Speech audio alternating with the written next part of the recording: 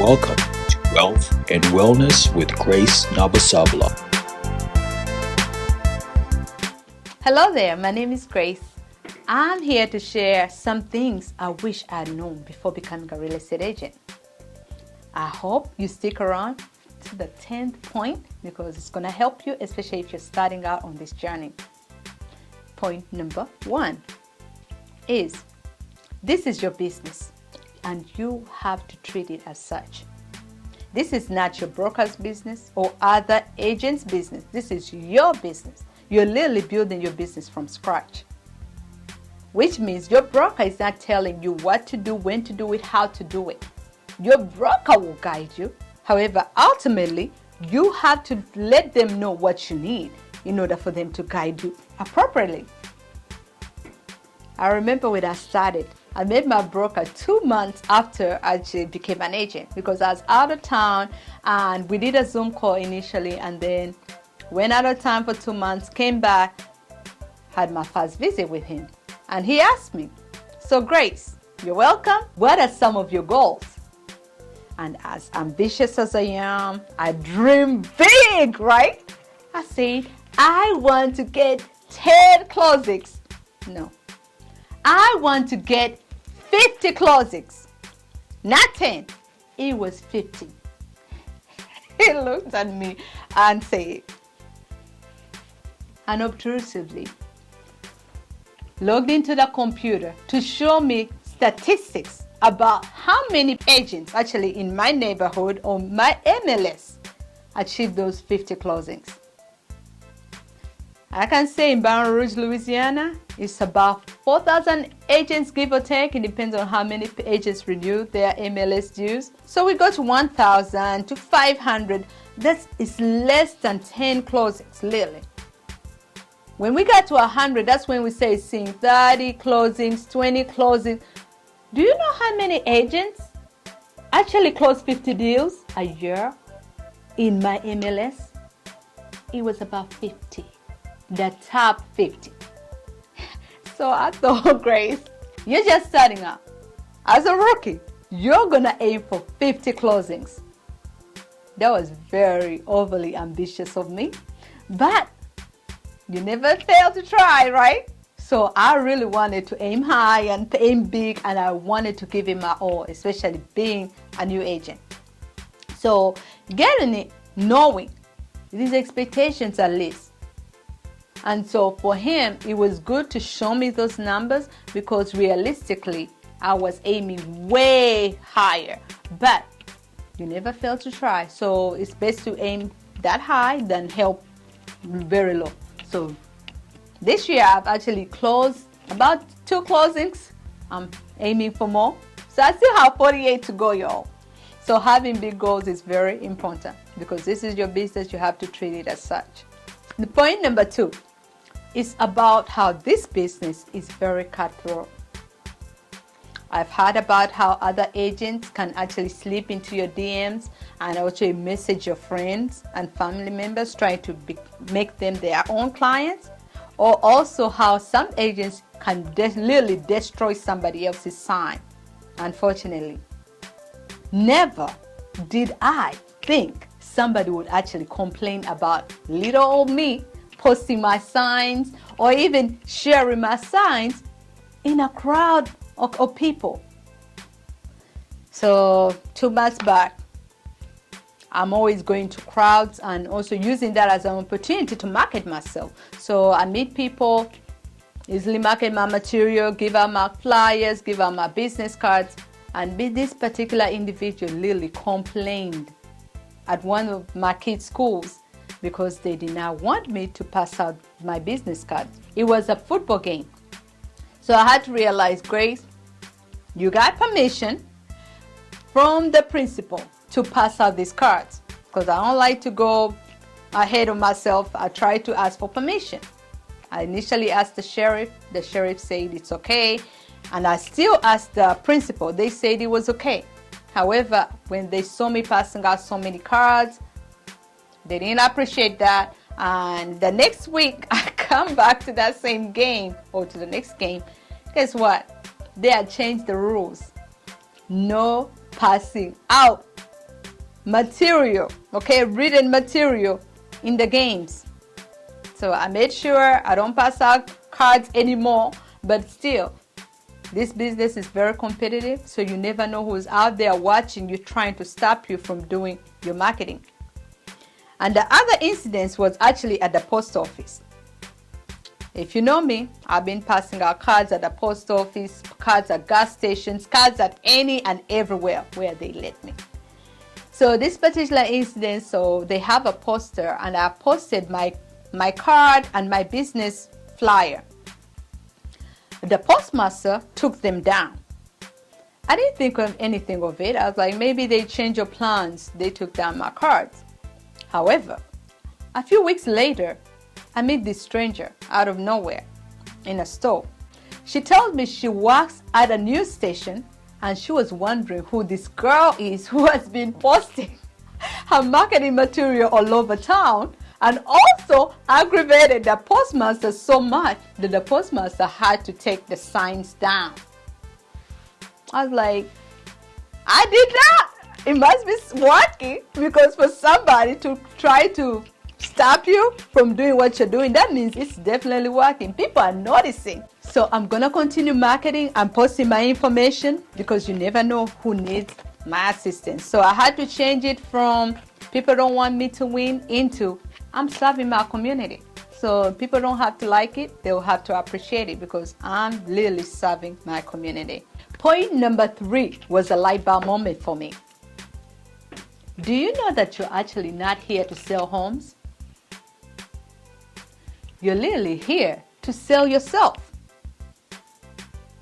I had to learn this, because initially I thought I was going to get into this. I need 50 homes. I'm selling 50 homes, right? No, ma'am. No, sir. You are selling yourself. You're selling your value. You're selling your expertise to the marketplace. Differentiating your value proposition is important, so people know exactly how you can serve them, how your experience and your expertise can benefit them. So I've been educating. Even on these videos, I'm always educating so I can continue adding value.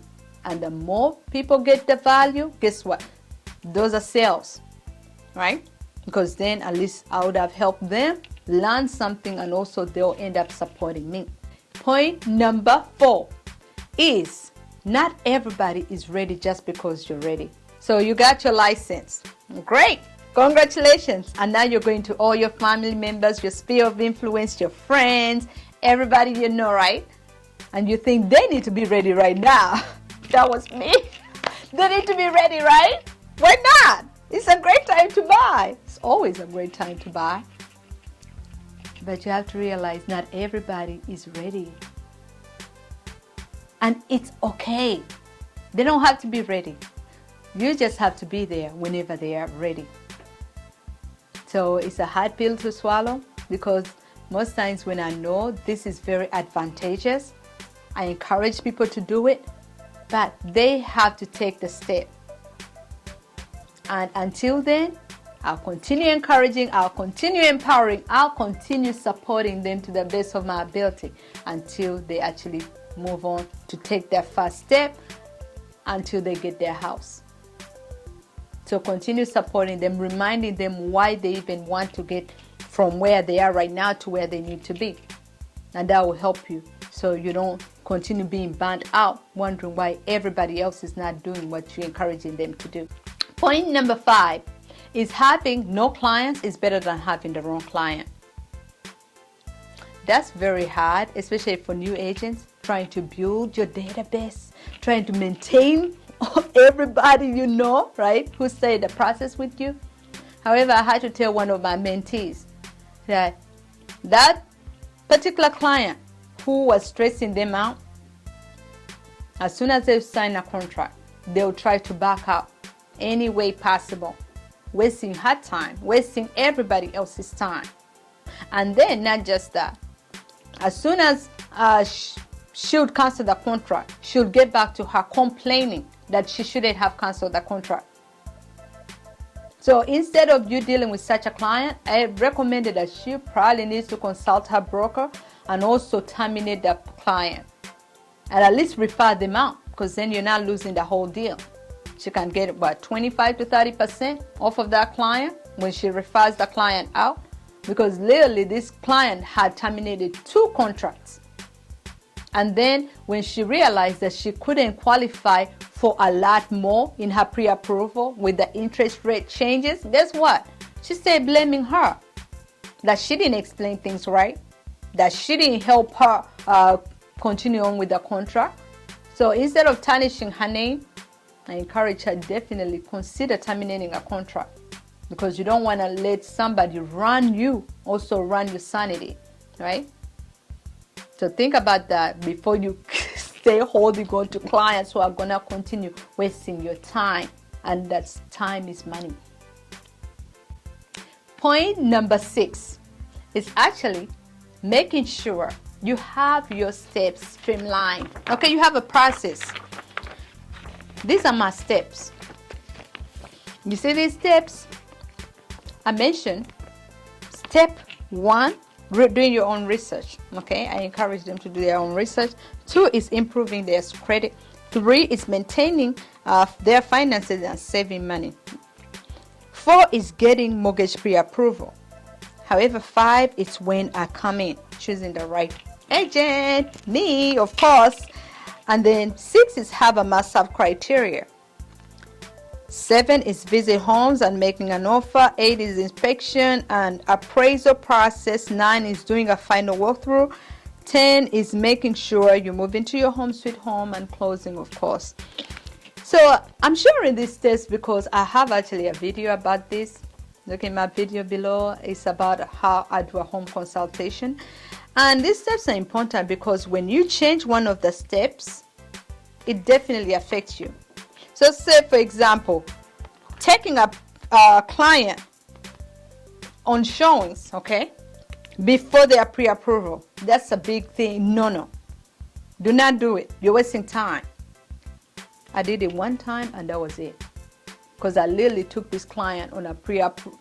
She was in the process, right? She had just started the process. She's excited. Let's go start looking for houses. And then 2 days later, she calls me. She's already out of state on vacation. So I asked her, how long are you going to be? She's like, I don't know, but I'll let you know when I come back. A week passes. Another week, I'm literally texting her. I can't get hold of her. It took 2 months for me to get back in touch with her. And do you know what happened in those 2 months? Do you know she used all the money she had for the closing costs? So we are back to square one. And already you wasting my time and my money because gas is expensive. Driving around to look at houses, especially not knowing how much they are pre-approved for, is expensive. So I feel like I wasted so much time and so much money because this particular person wasn't as serious as I was or wanted them to be. So think about that. Do not skip on these steps. And pre-approval is, make sure it's paramount before any showings. It doesn't matter if it's family. Lily, I have one of my agents who was mentoring me. She mentioned that even her dad had to get pre-approved. See, that could be an extreme because if it's my dad and I know he can afford it, but she was like, it's how you do things. It should be how you do everything. Okay? So have that integrity in your business because it will go a long way. Point number 7 is making sure you start with some savings. This business can be lucrative, don't get me wrong. We all start this business after we watch some of those high-end shows, right? HGTV shows, $1 million listings. Who doesn't like pretty houses and $1 million listings?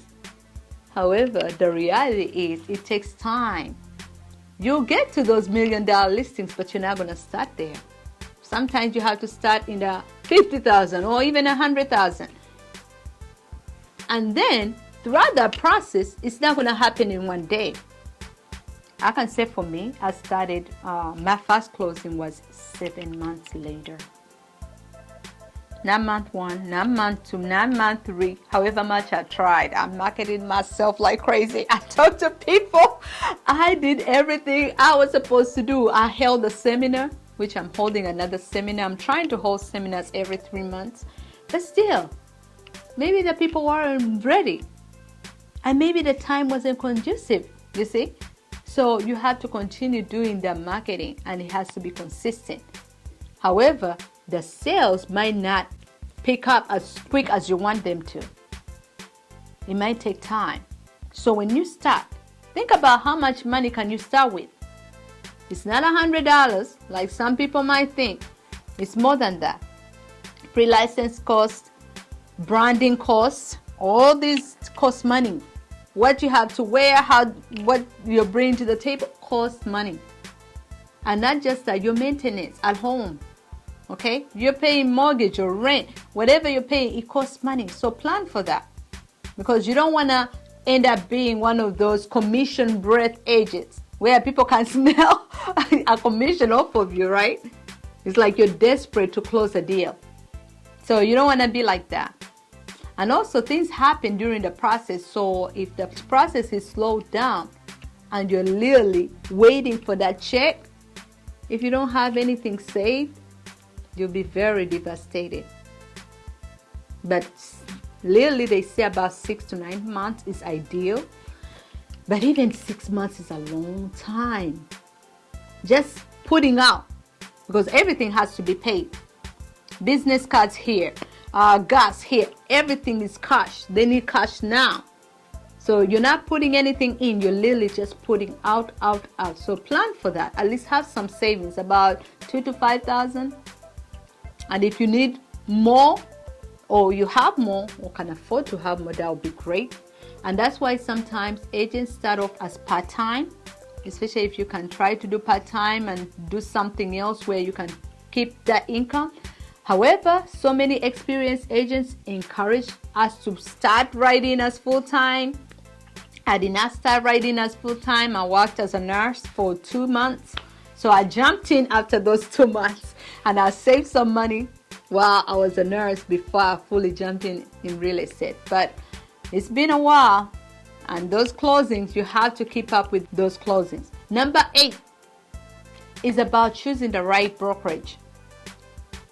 I can say in Louisiana, when you first get licensed as a sales agent, you have to work under a broker.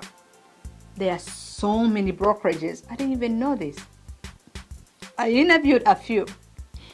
However, I always look at things as how I perceive things. When I meet people, it's the vibes for me. I interviewed a few. I won't say no names, okay, just so to respect that boundary. But I didn't get a lot of great feedback and vibes from them. And I went with my Goodwood Realty. So this is my Goodwood family. Oh, that good feeling. So this is Goodwood Realty. I like my broker, I like my brokerage, and also the agents I work with. So it's about the connection. And most times also you have to think about, how are they helping you grow? Are they competing with you?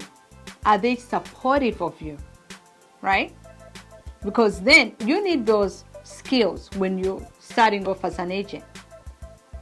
My first deal, I'd asked my broker to mentor me. However, he said he didn't have a lot of time, but he was going to do the best he can to mentor me. In the process, I realized, you know what? He has to overlook over 50 agents. That means he just doesn't have time for just little Grace. He has a lot of things going on his plate. So I thought about it. I was like, Grace, what can you do? I had to build relationships with the other agents. And if I tell you my first deal, literally, I could place 5 agents on that deal because they all helped me. And I was always reaching out to them. If this one didn't respond, I reach out to the next one. Because it's okay, you can ask for help, right? Always ask for help. And I reached out letting them know this is happening. How can you go about it? Or how can I go about it?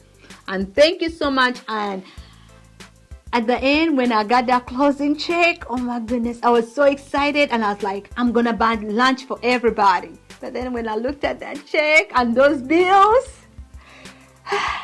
but I did give one person a gift because they really helped me throughout the process. The one who helped me the most got a gift. But I'm still going to do like a thank you one of these days.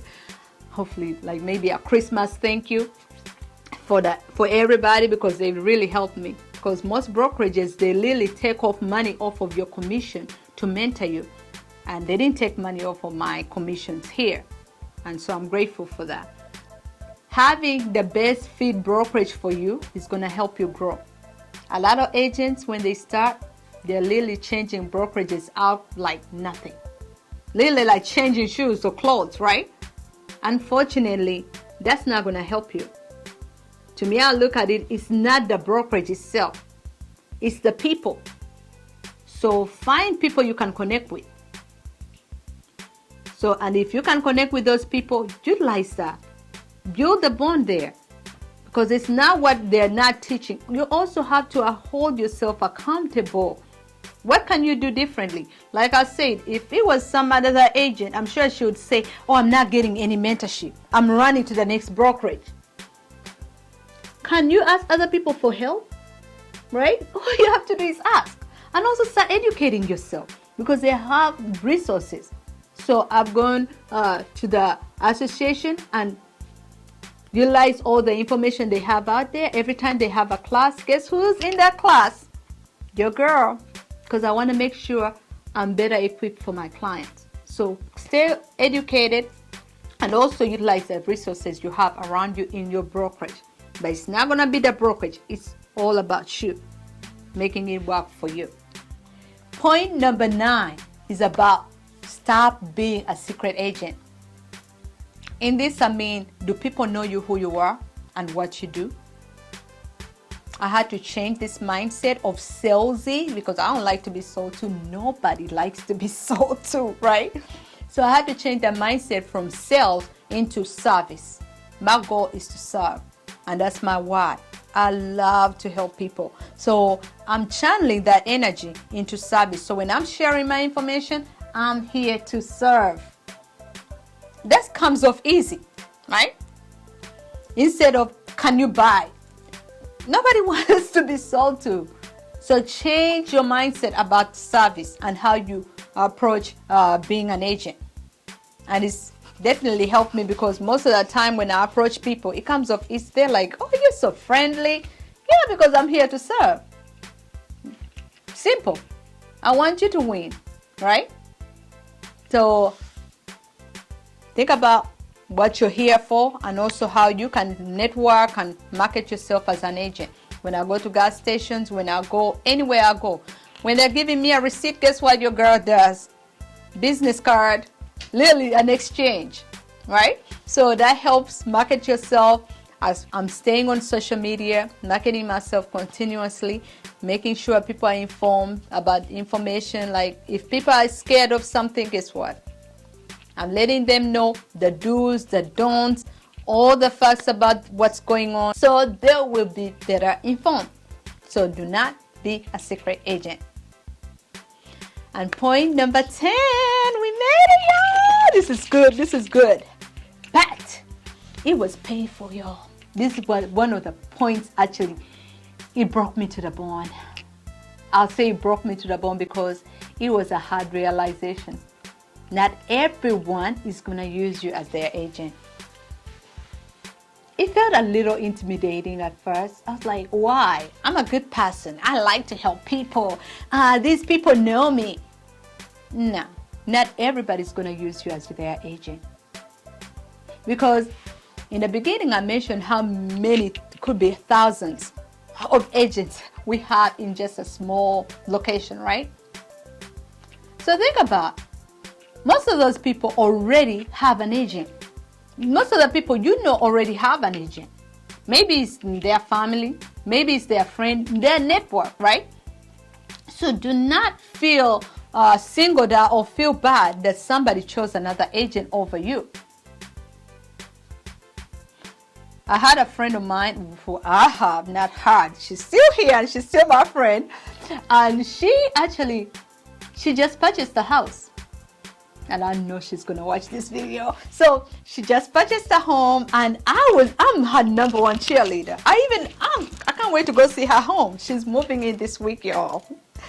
But she did not use me as her agent. But you have to realize she lives an hour and a half away from me. And so when she was going through the process initially, I was actually on a travel contract in Texas. So she probably thought about it, and she's like, Grace is not going to be able to help me. I'm in Louisiana, she's in Texas, right? We are both nurses. So she's like, she wants to do what's best for her and her family. However, whenever she needed advice or needed input, I'll give her the input, but also I had to caution her, talk to your agent, because I want to help you as my friend, but you need to also consider what your agent is telling you, so I don't give you any clashing information from what your agent is telling you. And I still supported her because she's always supported me, and I knew that she wasn't doing this out of malice, right? Because I knew if I was actually in Louisiana at the time, she probably could have hired me as their agent. But she had literally worked with this particular agent for months. So for me to selfishly want her to cancel the contract to use me would have been really selfish. So I thought about it. I was like, you know what? If circumstances were reversed, I would have wanted somebody to continue with their agent, right? So I can't wait to go see her house. So I'm excited for her, but just know it's not personal.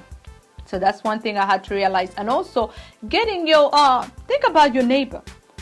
Do you not have two neighbors who both sold houses, and one is actually on the market, and they did not use me? And it's okay. It's still okay. I was talking to a friend of mine who's also an agent. She said, it's okay, people make mistakes. I said, I'll take that. It's okay when people make mistakes, but we shouldn't feel so bad because you're not the only agent dealing with that. People make mistakes and it's still okay. So continue supporting, continue serving, and your crew will come. Those listings that are meant for you will come. The money that's meant for you will come. So stay prayed up, positive, and energized, because whatever is meant for you will come your way. Thank you for watching, and do not forget to subscribe. I hope you enjoy these STEM tips, and until next time, you'll stay blessed.